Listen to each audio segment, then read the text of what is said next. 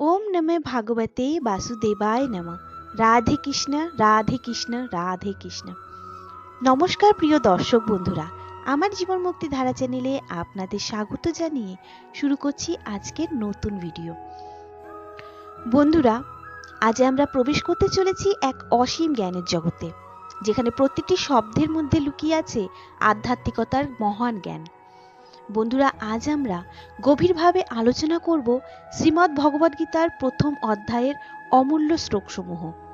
শ্রীকৃষ্ণের মুখ নিঃসৃত এই অমৃত ধারার প্রতিটি শ্লোক মানব জীবনের প্রত্যেকটি স্তরেই প্রযোজ্য। পরম পবিত্র এই শ্রীমদ্ ভগবদ্গীতা আমাদের শিক্ষা দেয় কিভাবে ঈশ্বরের প্রতি প্রকৃত ভক্তি রাখা সম্ভব। আমাদের শিক্ষা দেয় কিভাবে সম্পূর্ণ আত্মসমর্পণ এবং জীবনের গভীর তাৎপর্য উপলব্ধি করা যায়। শ্রীমদ্ ভগবদ্গীতা মানব জাতিকে শুধুমাত্র আধ্যাত্মিক পথের দিকে এগিয়েই নিয়ে যায় না, মানব জীবনের প্রতিটি সমস্যার সমাধান ও উপস্থাপনা করে। বন্ধুরা, আজ আমরা শ্রীমদ্ ভগবদ্গীতার শ্লোকের অন্তর্নিহিত অর্থ, গল্প এবং জীবনের ঘনিষ্ঠ শিক্ষা নিয়ে আলোচনা করব। প্রত্যেকটি শ্লোকের পেছনে থাকা গভীর সত্য এবং চিরন্তন শিক্ষা কেবল আমাদের প্রত্যেকের মনের গভীরতাকে স্পষ্ট করে না, বরং চিন্তাধারাকেও উজ্জীবিত করে তোলে। তাহলে চলুন বন্ধুরা, শ্রীমদ্ ভগবদ্গীতার এই মহা মূল্যবান জ্ঞান যাত্রায় এবার আমরা অগ্রসর হই। তাই আমার প্রিয় দর্শক বন্ধুরা, স্কিপ না করে সম্পূর্ণ ভিডিওটি মনোযোগ দিয়ে অবশ্যই দেখুন, কারণ বন্ধুরা, প্রতিটি কথা আপনাদের নতুন কিছু শিখতে সাহায্য করবে এবং আপনার অন্তরাত্মাকে প্রজ্বলিত করবে। আর বন্ধুরা, আপনারা যারা আমার জীবন মুক্তি ধারার চ্যানেলের নতুন, তারা অবশ্যই চ্যানেলটিকে সাবস্ক্রাইব করে আমাদের পাশে থাকুন এবং এরকমই নতুন নতুন ভিডিওর আপডেট পেতে পাশে থাকা নোটিফিকেশন বেল আইকনটি অবশ্যই প্রেস করে রাখুন। বন্ধুরা, শ্রীমদ্ ভগবদ্গীতার পবিত্র আলোতে আজ আমরা একত্রিত হয়ে জীবন ও আত্মার গভীরতায় প্রবেশ করব। শ্রীমদ্ ভগবদ্গীতা এই পবিত্র জ্ঞান অত্যন্ত মূল্যবান, পূর্ণময়। ঋষিরা এই জ্ঞানের পবিত্রতাকে চিরকাল স্মরণ করে এসেছেন। বেদ চতুষ্টয়, ঋগ্বেদ, সামবেদ, যজুর্বেদ এবং অর্থবেদ ছাড়া শ্রীমদ্ ভগবদ্গীতাকে পঞ্চম বেদও বলা হয়। ভক্তিজ্ঞান এবং কর্মের সঠিক সমন্বয় শ্রীমদ্ ভগবদ্গীতা গ্রন্থ। মহান ঋষিরা শ্রীমদ্ ভগবদ্গীতার গভীর আধ্যাত্মিক অর্থ গভীরভাবে উপলব্ধি করেছেন এবং তার প্রকৃত গুরুত্ব তুলে ধরেছেন। তারা শ্রীমদ্ ভগবদ্গীতার কাহিনীগুলোকে আধ্যাত্মিক জ্ঞানের উৎস হিসেবে বিবেচিত করেছেন। একদিন ব্যাসদেব মহর্ষি নারদের পরামর্শে শ্রীমদ্ ভগবদ্গীতা রচনা করেন। তিনি অনুভব করতে পেরেছিলেন যে মানুষের জীবনে সত্যিকারের শান্তি কেবল শ্রীকৃষ্ণের ভক্তি ও লীলার মাধ্যমেই পাওয়া সম্ভব। সেই কারণে তিনি শ্রীমদ্ ভগবদ্গীতায় এমন কিছু কাহিনীর উল্লেখ করেন যা ভক্তদের মোক্ষ লাভের পথকে প্রশস্ত করে। অন্যান্য ঋষিরা যখন ব্যাসদেবের সৃষ্টি পাঠ করেছিলেন, তখন তারাও এই গভীর জ্ঞান এবং ভক্তির বার্তায় মুগ্ধ হয়েছিলেন। শ্রীমদ্ ভগবদ্গীতা মানুষের প্রকৃত শিক্ষা এবং আধ্যাত্মিক উন্নতির জন্য গুরুত্বপূর্ণ। শ্রীমদ্ ভগবদ্গীতার আধ্যাত্মিক জ্ঞান মানুষের জীবনে নৈতিকতা, ভক্তি এবং আত্মোপলব্ধির পথের নির্দেশনা করে। শ্রীমদ্ ভগবদ্গীতায় জ্ঞান, ভক্তি এবং কর্মের নিখুঁত মিশ্রণ রয়েছে। এই গ্রন্থ একদিকে যেমন মানুষের মনে ভক্তির জাগ্রত করে, তেমনি অন্যদিকে জ্ঞানের গভীরতা প্রদান করে। শ্রীমদ্ ভগবদ্গীতা পঞ্চম বেদ হিসেবে উল্লেখিত, যা বাকি 4 বেদের থেকেও সহজ। বৈদ ও প্রাসঙ্গিক পুরাণের শিক্ষাগুলো মানবজাতির নৈতিক এবং আধ্যাত্মিক উন্নতিতে সহায়তা করে, আর মানব কল্যাণে ব্যাসদেবের সৃষ্টি চিরকাল অবিস্মরণীয়।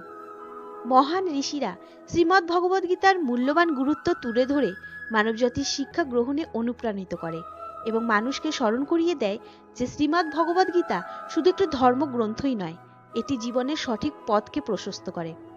এর জ্ঞান আমাদের জীবনকে পরিশুদ্ধ এবং আলোকিত করতে সাহায্য করে। মগধের রাজা ছিলেন স্বরাজের অধিকারী। তিনি দেশে নিজের ক্ষমতা প্রতিষ্ঠান করেন এবং এক অসাধারণভাবে রাজত্ব চালান। তিনি ছিলেন অত্যন্ত শক্তিশালী এবং তার সুশাসনের কথা সমস্ত পৃথিবীতে প্রসিদ্ধ ছিল। মগধ ছিল একটি প্রাচীন এবং গুরুত্বপূর্ণ রাজ্য, যা ধর্ম, সংস্কৃত এবং শাসনের কেন্দ্রস্থল হিসেবে পরিচিতি পেয়ে থাকে। আজকের ভিডিওতে যে রাজার উল্লেখ করা হয়েছে তিনি ছিলেন অত্যন্ত পরাক্রান্ত এবং যোগ্য শাসক। তার সুশাসন প্রজাদের কল্যাণ স্বার্থে নিয়োজিত ছিল এবং তার শাসন আদর্শ রাজধর্ম এবং ন্যায়পরায়ণতার প্রতীক ছিল। স্বরাজ্য শব্দটির অর্থ শুধুমাত্র ভৌগোলিক শাসন নয়, বরং আধ্যাত্মিক এবং নৈতিক শাসনের প্রতীক। এই রাজা নিজের চেতনা এবং শাসন উভয় ক্ষেত্রেই পারদর্শী ছিলেন। একটা সময়ের কথা, মগধের রাজা, যিনি অত্যন্ত শক্তিশালী ও পরাক্রমশালী ছিলেন, তিনি প্রজাদের সুখ শান্তি নিশ্চিত করতে কঠোর শাসন ব্যবস্থা পর্যবেক্ষণ করেন। একদিন রাতে এক দরিদ্র কৃষক তাকে জানায় তার জমিতে ফসল ফলছে না, তার পরিবার অনাহারে দিন কাটাচ্ছে। রাজা একথা শুনে নিজের অর্থ ভাণ্ডার খুলে সেই কৃষককে আর্থিক সাহায্য করেন এবং কৃষকের জমিতে ফসল উৎপাদনের ব্যবস্থা করে দেন।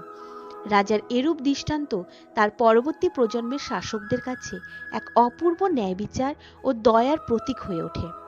এক পরাক্রান্ত শাসকের মাধ্যমে সুশাসন এবং ন্যায় বিচারের গুরুত্ব তুলে ধরে। এই ধরনের শাসক রাজা শুধুমাত্র নিজের রাজ্যই নয়, গোটা পৃথিবীতে শান্তি এবং সমৃদ্ধি এনে দিতে পারে। তিনি বোঝান যে একজন রাজার কেবল ক্ষমতার অধিকার নয়, নৈতিকতার ধারকও হওয়া উচিত। রাজধর্ম মানে প্রজাদের কল্যাণে নিজেকে সম্পূর্ণরূপে উৎসর্গ করা। শাসন ব্যবস্থার আধ্যাত্মিক দিকটি কতটা গুরুত্বপূর্ণ সে বিষয়ে একজন রাজা তার প্রজাদের সেবা করার মাধ্যমে ঈশ্বরের সেবায় নিজেকে নিবেদিত করেন। রাজ্যের প্রজাদের সেবা এবং ন্যায় বিচার একজন রাজার একমাত্র প্রধান কর্তব্য হওয়া উচিত। ক্ষমতা ভোগের জন্য নয়, প্রজাদের সেবার জন্য একজন রাজার ন্যায় বিচার এবং দয়ালু মনোভাবই তাকে ইতিহাসে স্থান দিয়ে থাকে।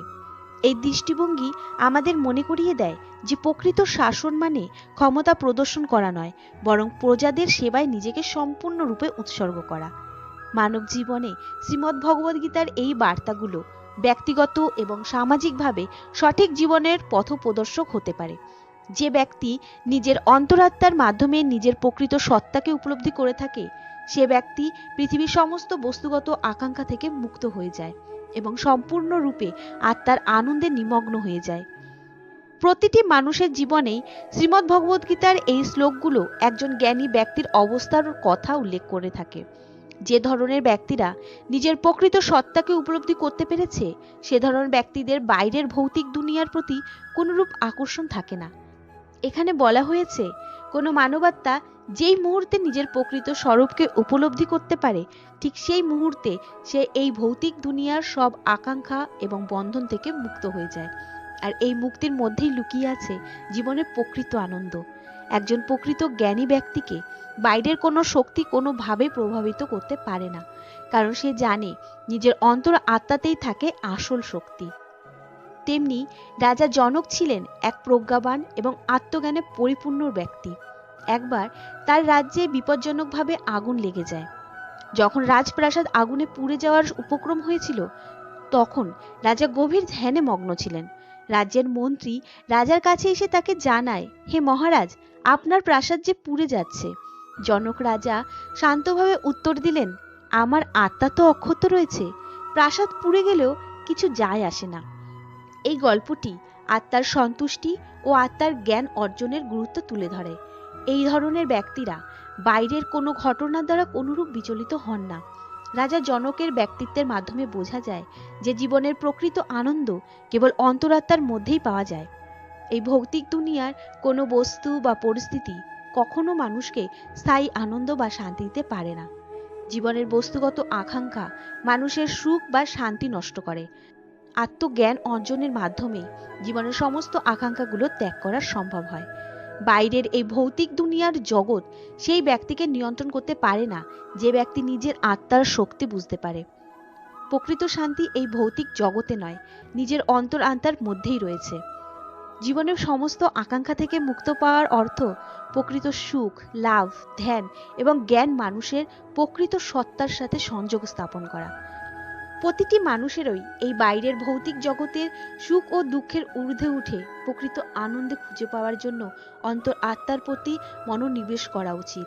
শ্রীমদ্ ভগবদ্গীতার গভীর জ্ঞান প্রতিটি মানুষের জীবনের চলার পথকে প্রশস্ত করে, প্রকৃত দিশা দেখাতে পারে। মহারাজ পরীক্ষিত তার মা উত্তরার মৃত্যু সংকটের সময় কঠোর হৃদয় নিয়ে প্রভু শ্রীকৃষ্ণর চরণে নিজেকে সম্পূর্ণরূপে সমর্পণ করেছিলেন। পরীক্ষিত মহারাজের জীবন কাহিনীতে বর্ণিত আছে যে পরীক্ষিত মা উত্তরার গর্ভে থাকাকালীন তাকে অশ্বত্থা ব্রহ্মাস্ত্র দ্বারা মৃত্যুর মুখে পড়তে হয়েছিল। সেই সময় শ্রীকৃষ্ণের কৃপায় উত্তরার গর্ভস্থ ভ্রূণ রক্ষা পায়। পরীক্ষিত তার জীবনের অনেক সংকটময় পরিস্থিতিতেও তিনি দৃঢ় বিশ্বাসের সাথে শ্রীকৃষ্ণের চরণে আত্মসমর্পণ করেন। এর থেকেও প্রমাণ হয় ঈশ্বরের প্রতি বিশ্বাসই হল মানব জাতির প্রকৃত আশ্রয়। কঠিন সময়ে নিজের দুর্বলতাকে দূর করে সম্পূর্ণরূপে ঈশ্বরের শরণাপন্ন হওয়া উচিত। উত্তরা যখন সন্তান সম্ভবা অবস্থায় ছিলেন তখন অশ্বত্থামা পাণ্ডবদের বংশ ধ্বংস করবার অভিলাষা নিয়ে ব্রহ্মাস্ত্র প্রয়োগ করেছিলেন এবং এই অস্ত্র উভয়ের গর্ভে থাকা ভ্রূণ অর্থাৎ ভবিষ্যৎ রাজা পরীক্ষিতকে ধ্বংস করতে উদ্যত হয়। তখন উত্তরা শ্রীকৃষ্ণের শরণাপন্ন হন এবং শ্রীকৃষ্ণের কাছে প্রার্থনা করেন, হে কৃষ্ণ, আমার সন্তানের জীবন রক্ষা করুন। তখন শ্রীকৃষ্ণ সেই ব্রহ্মাস্ত্রকে প্রতিহত করেন এবং উত্তরার গর্ভস্থ সন্তানকে রক্ষা করেন। মহারাজ পরীক্ষিতের জন্মের পেছনে শ্রীকৃষ্ণের কৃপা এবং ঐশ্বরিক উপস্থিতি চিরস্থায়ী হয়ে রয়েছে। এই ঘটনার মাধ্যমে বোঝা যায় যে ঈশ্বরের কৃপা ছাড়া জীবন ধারণ অসম্ভব। যখন সমস্ত উপায় ব্যর্থ হয়, চারিদিক অন্ধকারাচ্ছন্ন হয়ে ওঠে, তখন ভক্তের হৃদয় থেকে উচ্চারিত প্রার্থনা ঈশ্বরের কৃপা নিয়ে আসে। বন্ধুরা, জীবনে কঠিন পরিস্থিতিতে দুর্বল না হয়ে আত্মসমর্পণ ও ভক্ত মনোভাব গ্রহণ করা অত্যন্ত গুরুত্বপূর্ণ। পরীক্ষিতের মা উত্তরার এহেন পরিস্থিতি এই শিক্ষাই দেয় যে নিজের দুর্বলতাকে মেনে নিয়ে ঈশ্বরের প্রতি পুরোপুরি বিশ্বাস রাখা এবং নিজেকে সম্পূর্ণরূপে আত্মসমর্পণ করা উচিত, যার কারণে জীবনের যে কোনো সংকটের সময় মানসিক শক্তি বাড়ে এবং ঈশ্বরের আশীর্বাদ প্রাপ্ত হয়। বন্ধুরা, সংকটের মুহূর্তে ঈশ্বরের শরণ নিলে সব বিপদ কেটে যায় এবং কঠিন পরিস্থিতিতেও মনোবল ধরে রাখা যায়। প্রত্যেক সমস্যার সমাধানের জন্য ঈশ্বরের প্রতি ভক্তি এবং আত্মসমর্পণ অত্যন্ত জরুরি। শ্রীমদ্ ভগবদ্গীতার শ্লোক আমাদের শিক্ষা দেয় যে জীবনের প্রতিকূল সময়ে দৃঢ় মনোভাব এবং ঈশ্বরের প্রতি বিশ্বাসই জীবনের সঠিক পথ প্রশস্ত করে।